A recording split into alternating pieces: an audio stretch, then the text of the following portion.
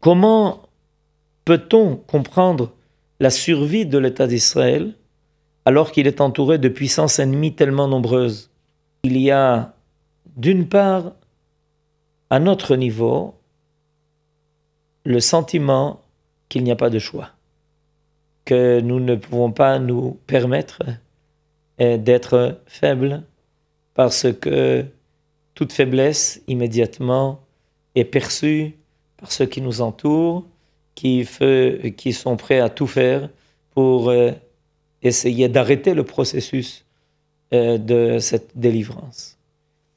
Mais avec, en plus de cette Messirut Nefesh, de cette volonté à tout prix de réussir ce retour d'Israël sur sa terre, et une volonté qui n'a pas de limite de nos jeunes qui se mobilisent pour faire les choses les plus extraordinaires, les plus osées, les plus fortes.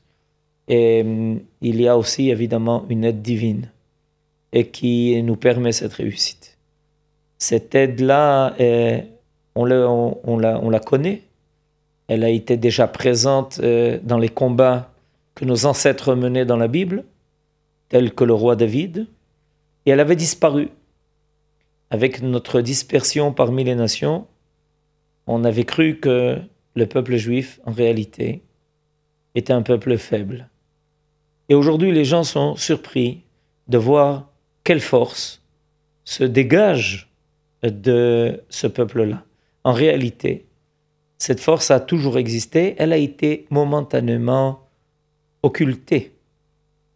Et pour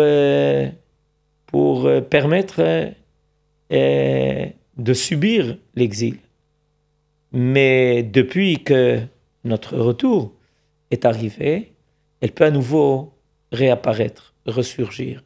Et il n'est pas étonnant de voir aujourd'hui la vaillance de nos soldats, de la même façon qu'on connaît la vaillance de nos ancêtres décrits dans la Bible.